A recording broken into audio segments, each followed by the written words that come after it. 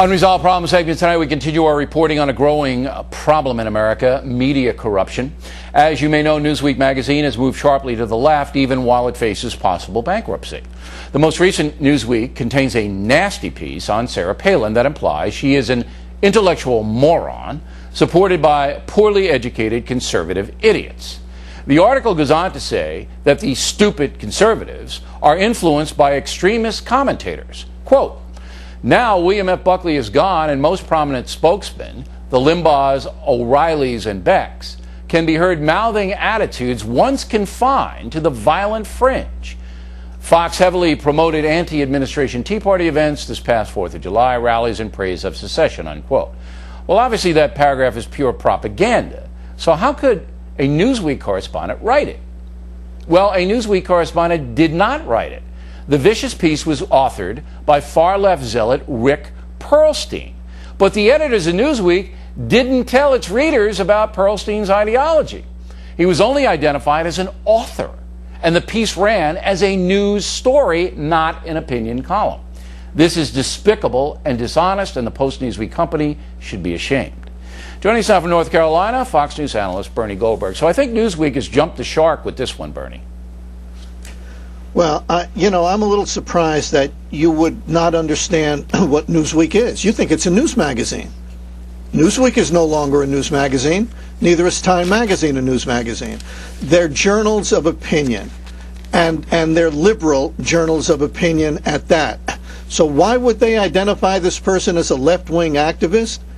Because their audience, their readers, don't care that this person is a left-wing activist. I mean, they are in a fight, literally, Bill, for survival. And in that fight, they're aiming at a niche audience of liberals with money, enough money to buy the magazine. Urban, affluent people, right? But that's not what John Meacham. Don't care. That's not what John Meacham, the editor of Newsweek, puts the journal up to be. He says that it is a fair arbitrator of the week's events, and that he has correspondents going out and covering stories. Now, this guy doesn't work for Newsweek, this Perlstein, okay? He's about as far left as you get. Doesn't he have a website that says he wants conservatives to explode or something? What does it say? No, he hates Fox. He joined a movement to, I forget the name of it, but it's a hate Fox news channel movement. Okay, well, now Newsweek has been exposed as a fraud. Now, I don't disagree with your assessment of Newsweek and Time. I believe that they are in dire trouble. They want to target affluent liberals in the big cities, and this is what they give them. No problem if you admit it. No problem if you admit it. But one of the reasons they're in dire trouble is because they call anybody who thinks Sarah Palin has a legitimate place in politics an idiot. That's one of the reasons, Bernie, they're going down the drain. Because conservatives have left the magazine. They left a long time ago, by and large. But let me give Perlstein and Newsweek, something. And the something is this: the gist of the article, Bill, was about the split in the Republican Party over Sarah Palin. I think it's more than a split, by the way. I think it's a civil war. On one side, you have conservatives who think that anything Sarah Palin does is great. She does a bad interview with Katie Couric. Well, that must be Katie Couric's fault. She delivers a resignation speech that you'd need the Rosetta Stone, to figure out what she was talking about, and they compare it to the Gettysburg Address.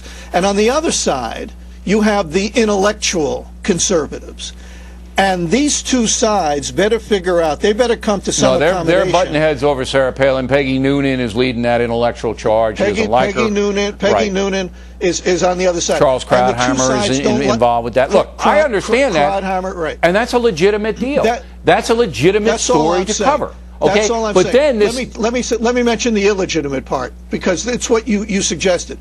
The illegitimate part, and it's what liberals do, how they caricature conservatives.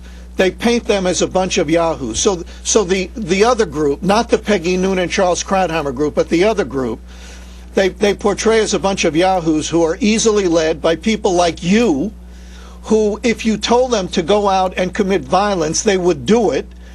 This is the argument anyway, and this is nothing but a caricature of conservatives, and it's, you know, it's what you should expect if a liberal activist is writing the story about it. Right, but the liberal activist was not it, identified as such. It was dishonest, because in any journalism course, you tell the reader or the viewer who the person is that you're speaking to. Everybody thought that guy was a correspondent. His name was on that article, and in the end, he's the author of this part. Nobody ever heard of the bill. Well, anyway, look, they're going to go out of business. Newsweek is going to go out of business. I will predict it right here, and good riddance to them. Bernie, thanks very much. And they will blame you and me for it. Good. Let them.